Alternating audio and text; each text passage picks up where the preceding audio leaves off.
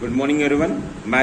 Good morning everyone, मैं सिर्फ नितिन सिंह राजपूत। आइए वेलकम करता हूँ आप सभी का आज की इस वीडियो में। आइए हम पढ़ते क्लास 10 का हिस्ट्री लेसन का the rise of nationalism in Europe. इस लेसन को पढ़ते हैं।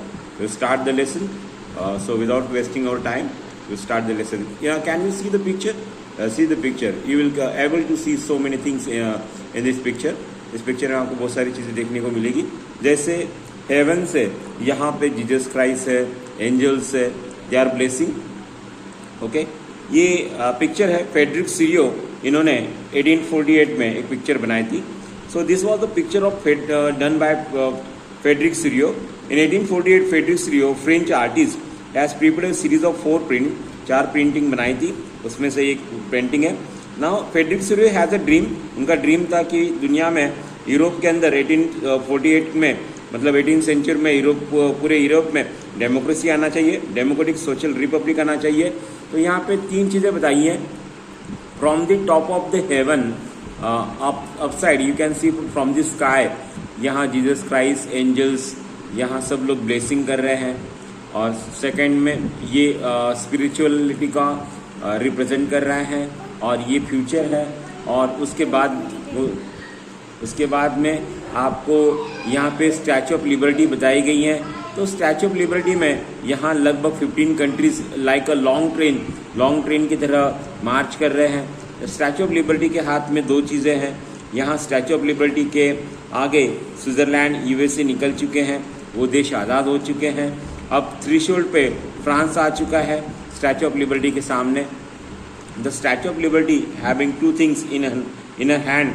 सो यहाँ पे स्टैचू ऑफ लिबर्टी के हाथ में 2 चीज़ें हैं, टॉर्च ऑफ इनलाइटमेंट और दूसरे हाथ में charter of rights of man है, जहाँ पे आप देखने को मिलेंगे कि कैसे यहाँ पे स्टैचू ऑफ लिबर्टी के सामने यहाँ फ्रांस आ चुका है।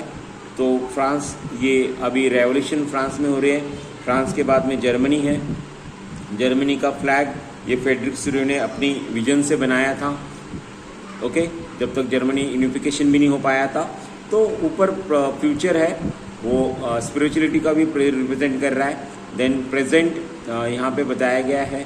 प्रेजेंट जहाँ पे सारे कंट्रीज, यूरोप के कंट्रीज यहाँ पे लाइक लॉन्ग ट्रेन मार्चिंग कर रहे हैं। और नीचे ज़मीन के ऊपर आप देख सकते हो कि यहाँ पे ब्रोकन थिंग्स बताई गई है। और these are the broken things. ये ब्रोकन थिंग्स है जहाँ से आप देख सकते हैं कि it is the end of monarchy. ये मोनार्ची का एंड होने का प्रतीक है। सो ये पास्ट है जहाँ मोनार्ची ख़त्म हो चुकी है और पूरे यूरोप में अब डेमोक्रेसी आ रही है। So this is the dream of Frederic Sorrieu. Frederic Sorrieu उनका ड्रीम है। Now we will learn read line to line. So let us start the first line. 1848 में फ्रेडरिक सीरियो ये एक फ्रेंच आर्टिस्ट है जो एक सीरीज ऑफ 4 प्रिंट बनाते हैं। In 1848, Frederick Serio, a French artist, prepared a series of 4 prints, visualizing his dream of a world made of democratic and social republic, as he called them. 1848 में Frederick सीरियो एक French artist है जो 4 painting बनाते हैं और वो अपने dream को विजुलाइज करते हुए बताते हैं कि आने वाले समय में 18th सेंचुरी में मोनार्ची ख़त्म होकर देश में डेमोक्रेटिक रिपब्लिक, सारे यूरोप में डेमोक्रेसी आ जाएगी। तो फर्स्ट प्रिंटिंग जो फिगर 1 में आपको दिखाई दे रही है, it shows the people of Europe. ये सारे पीपल है यूरोप के हैं। America, main and women of all ages, social classes marching like a long train. America के यहाँ पे सारे लोग जो है वे सारे क्लासेस के लोग लॉन्ग ट्रेन की तरह यहाँ चल रहे हैं। They are offering the homage, और होमेज ऑफर करते हुए जा रहे हैं to the statue of liberty. Statue of liberty जो है इसके आगे से गए हैं। As you recall, artist of time of French revolution personified liberty as a female figure. और फ्रेंच रेवोल्यूशन के समय आपने देखा कि यहाँ लिबर्टी एक फीमेल फिगर को इस्तेमाल किया गया है। यहाँ ये स्टैचू ऑफ लिबर्टी जो है ये उसके हाथ में टॉर्च ऑफ इनलाइटमेंट है, और यहाँ दूसरे एक हाथ में टॉर्च ऑफ इनलाइटमेंट है तो दूसरे हाथ में charter of rights of man है। Okay, on the earth you can see the images of shattered lie of remain of symbol that is absolute of institution. मतलब यहाँ पे जो जमीन पे ब्रोकन सॉर्ड है, ब्रोकन जो क्राउन है, ये ब्रोकन क्राउन्स और टूटी हुई ये तलवार ये सिम्बोलाइज करता है it is the end of monarchy, monarchy खत्म हो गया है। नाउ फ्रेडरिक सिरियक इनका ये ओटोमन विजन था कि पूरे यूरोप में यहाँ पे क्या आना चाहिए, रिपब्लिक डेमोक्रेसी आना चाहिए, और यहाँ पे उनके फ्लैग्स और उनका कॉस्ट्यूम जो है एक तरह से उनके देश को रिप्रेजेंट कर रहा है। नाउ लिबर्टी, यूनाइटेड स्टेट और स्विट्ज़रलैंड, यूनाइटेड स्टेट और स्विट्ज़रलैंड ये ऑलरेडी उस समय एक फ्री नेशन स्टेट बन चुके हैं और ये स्टैचू ऑफ लिबर्टी के सामने से गुजर चुके हैं। अब यहाँ पे स्टैचू ऑफ लिबर्टी के सामने आप देख सकते हो कि फ्रांस है, और फ्रांस ये कंट्री, फ्रांस क्या बनने वाला है, फ्रांस में जो भी रेवोल्यूशन हो रहा है वो बताया गया है, फ्रांस में रेवोल्यूशन एक्टिविटीज़ हो रही है। आइए हम टर्न करते हैं पेज सेकेंड को पढ़ते हैं, start the page number second. Now let us discuss the second point. Second जो है उसको हम पढ़ेंगे। तो यहाँ पे क्या, now see you can C easily that identified by the revolutions in tree colour. यहाँ पे आप देखो कि रेवोल्यूशंस हो रहे हैं और रेवोल्यूशंस ट्री कलर से यहाँ पे बताया गया है स्टैचू ऑफ लिबर्टी से। Now statue of liberty and then followed the Germany. France के बाद में यहाँ पे आपको देखने को मिलेगा जर्मनी है, Germany. Okay, next point C. अब क्या बताया गया है कि फ्रेंच रेवोल्यूशनरी ट्री कलर बताया गया है। एक्चुअली यहाँ पे जर्मनी जिसका ब्लैक रेड गोल्ड फ्लैग बताया गया है। इंटरेस्टिंग फैक्ट क्या है कि फ्रेडरिक सिरियक ने जब इमेज बनाई तो जर्मनी एक फ्री नेशन नहीं बनाता, ओके, यूनाइटेड नेशन नहीं बनाता, और ना ही उसका फ्लैग ये लेकिन फ्रेडरिक सिरियक का लिबरल होप्स थी 1848 में ये फ्रांस जर्मनी भी एक फ्री नेशन बन जाएगा, डेमोक्रेटिक कॉन्स्टिट्यूशन उसमें आ जाएगा। जर्मन पीपल के बाद में ऑस्ट्रिया है, उसके बाद में you can see different nations are there after Germany, Austria, kingdom of two Sicilies, Lombardy, Poland, England, Ireland, Hungary, Russia. From the heaven you can see Jesus Christ and saints and angels, they are gazing the scene. It is the symbol of spiritual, ये symbol है spiritualism का, जहाँ पे ये सारे लोग blessing कर रहे हैं। यू कैन सी आप ये सब लोग ब्लेसिंग कर रहे हैं। और फ्रांस क्या है, एक सिंबल है फैटर्निटी का, यहाँ से ब्रदरहुड का वो सिंबल दिखा रहा है। So in this chapter we will discuss with the 19th century Frederic Sorrieu का जो व्यू है इसको हम पढ़ेंगे ही, साथ साथ 19th सेंचुरी में नेशनलिज्म की फीलिंग कैसे लोगों में आई और वो कैसे पॉलिटिकल मेंटल वर्ल्ड में कैसे चेंज हुआ, and result of this changes nation state बने, मल्टीनेशनल डायनेस्टी का यूरोप में खत्म हुआ और मॉडर्न स्टेट बनते गए, सेंट्रलाइज पावर आती गई। और यहाँ पे क्लियरली आप देख सकते हो कि कैसे फ्री नेशन स्टेट बने, सेंस ऑफ कॉमन आइडेंटिटी लोगों के बीच में पनपती गई और यहाँ पे लोग स्ट्रगल्स करते गए, एक्शन लीडर्स बनते गए। अब यहाँ पे कुछ एक वर्ड्स भी इनको पढ़ लेते हैं। What is nation? Nation is a group of people who share their culture, language, place, is this called as nation. Nationalism क्या होता है? State of belonging towards a nation, ethnic groups वाले लोग इकट्ठा होते हैं। सेंस ऑफ बिलोंगिंगनेस, ये आपने नेशनलिज्म इंडिया की लेसन में भी पढ़ा होगा। आइए पढ़ते, क्वेश्चन है हमारा, ये फ्रेंच रेवोल्यूशनरी लोगों ने कौन कौन सी आइडियाज नेशन स्टेट क्रिएट करने के लिए इस्तेमाल की थी। तो what are the steps taken by French revolutionary people to make united the people of France. तो फ्रांस 11 स्टेप्स ली थी लगभग, आप इन सभी को हम पढ़ेंगे।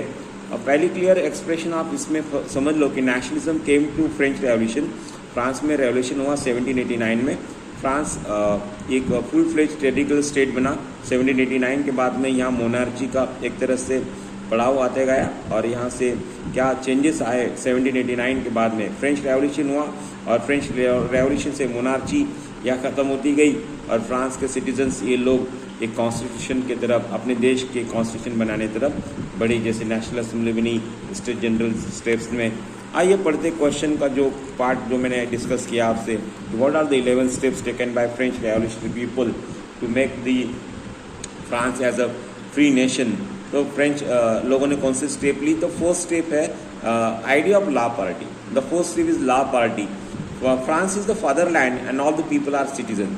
क्या है? फ्रांस एक सबका फादर है और वहाँ के रहने वाले लोग सारे सिटीजन्स हैं। ला पार्टी इन ला सिटीडोन, ये इम्फेदाइज किया। यूनिटी लाई लोगों में, देखो यूनिटी कैसे लाई कि फ्रांस आपका फादरलैंड है और सारे लोग इसके सिटीजन्स हैं, मतलब we are the part of nation, हम एक सब लोग नेशन का हिस्सा है और यहाँ पे हमारा फ्रांस फादरलैंड है और सारे लोग सिटीजन्स हैं। Now second point that is French flag. Second point है जो यहाँ पे सेकेंड बताया गया है फ्रेंच फ्लैग। अब फ्लैग में 3 कलर है, जैसे फ्रांस के फ्लैग में जैसे रेड, वाइट, ब्लू 3 कलर है, तो यहाँ पे आप देख सकते हो कि ये 3 कलर मतलब तीनों रॉयल स्टेट को रिप्रेजेंट कर रहे हैं, फर्स्ट स्टेट, सेकेंड स्टेट और थर्ड स्टेट को। देन नेक्स्ट पॉइंट है हमारा state general. State general was elected, यहाँ स्टेट जनरल बनाई गई, जो एक्टिव बॉडी मेंबर्स थे उन्होंने ये बनाई और इसको नाम दिया National Assembly. New hymns compose oath were taken, martyrs commemorated in the name of nation. क्या हुआ कि नेक्स्ट पॉइंट है न्यू हैमंस, जैसे आप जानते हो कि यहाँ मर्सलाइज से जब लोग निकले थे, 500 लोग निकले थे, इन्होंने on the way they sing the song of रॉजर डिलेट, रॉजर डिलेट का सॉन्ग गाया था लोगों ने यहाँ। बाद में वो फ्रांस का नेशनल एंथम भी बना। न्यू हैमंस नए गीत लिखे गए, जैसे वंदे मातरम इंडिया में जब लोग आज़ादी के समय गाते थे तो लोगों में एक नई उम्मीद जागती थी। वैसे ही हमारे फ्रांस के अंदर देखो कि न्यू हैमंस रचे गए और यहाँ पे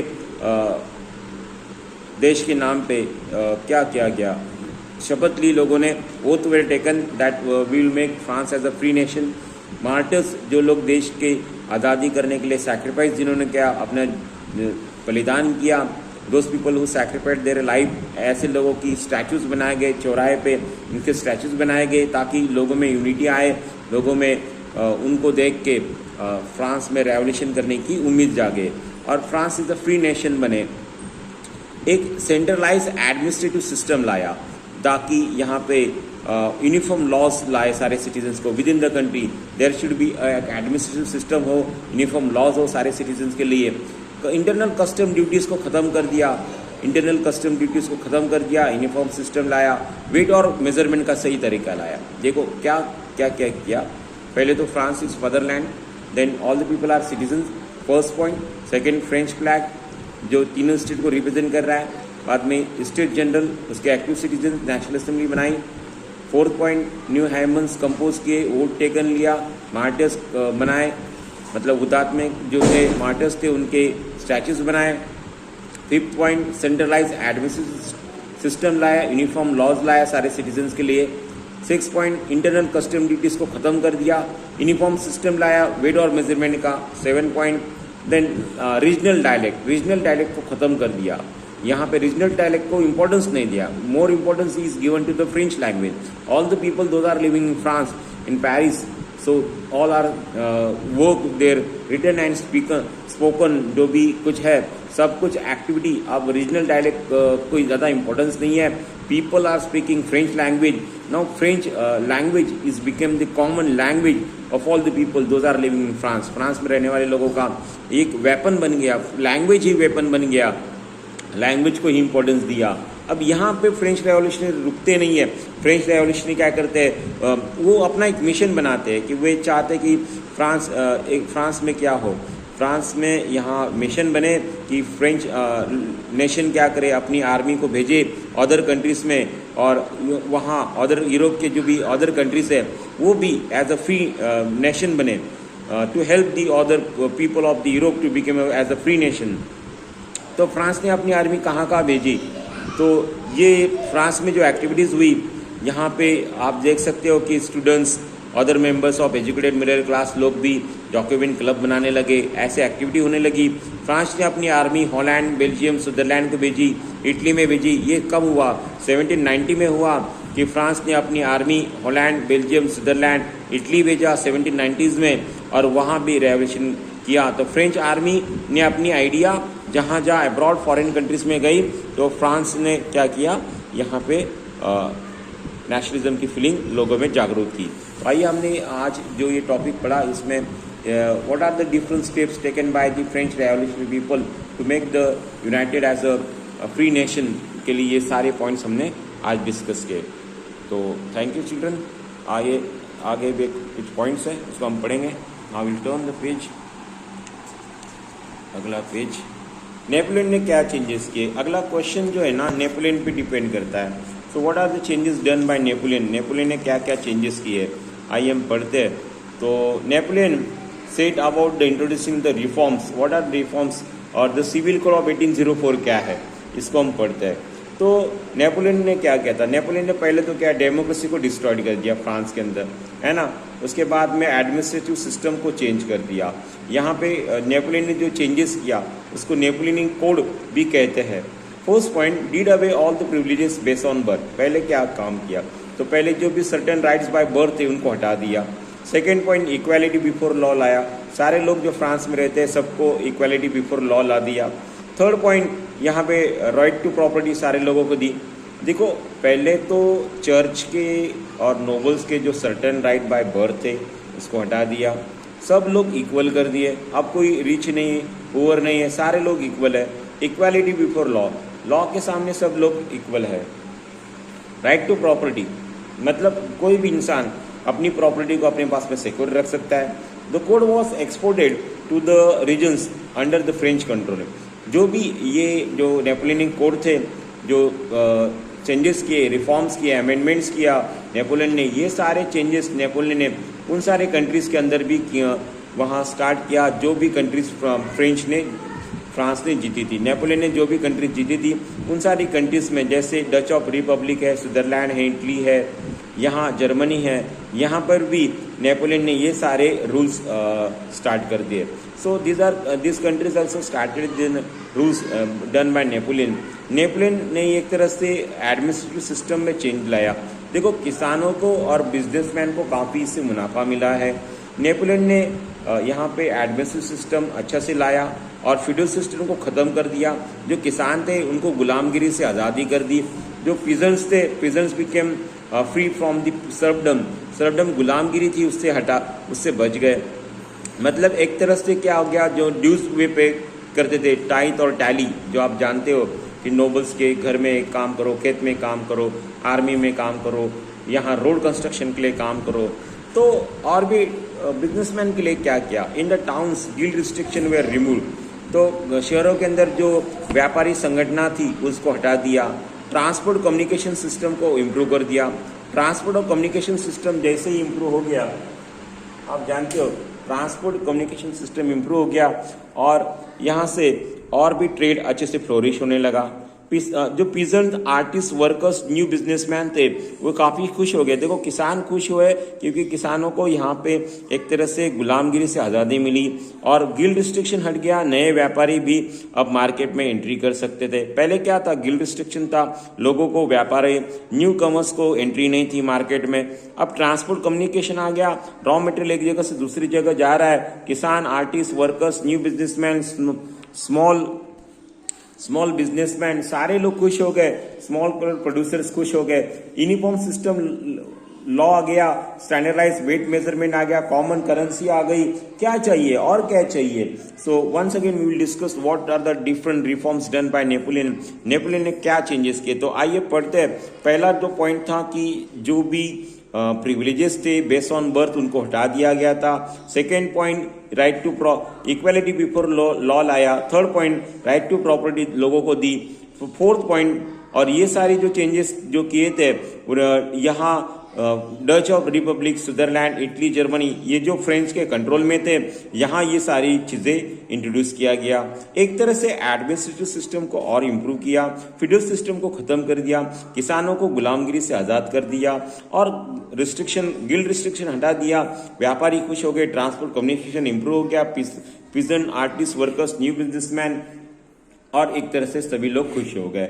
अब वेट और मेजरमेंट का सही तरीका आ गया, यूनिफॉर्म लॉज आ गए, नेशनल करेंसी ये कम हो गई, अब एक्सपोर्ट अच्छे से हो पा रहा है। लेकिन नेपोलियन ने, जैसे हिटलर ने 2 गलतियां की थी,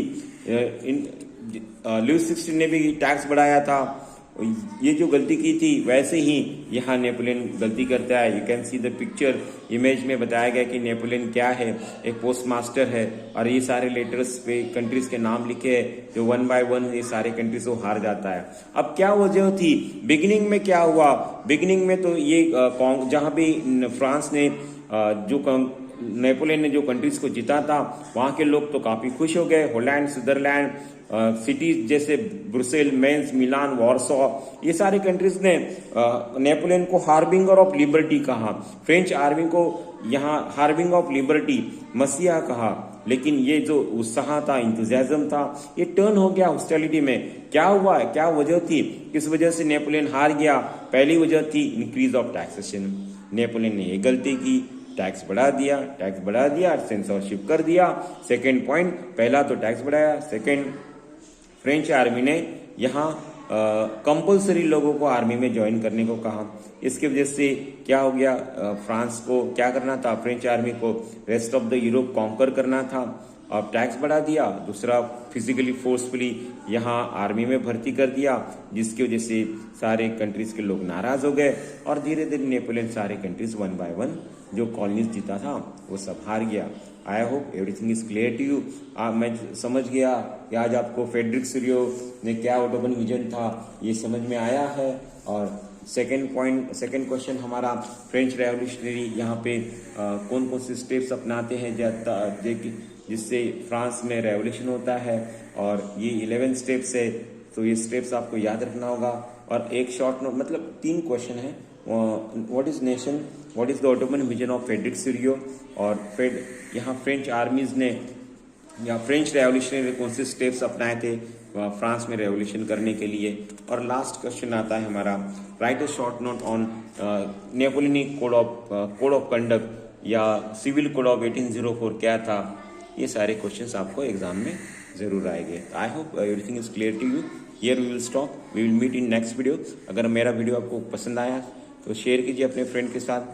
तब तक के लिए थैंक यू, बाय चिल्ड्रन।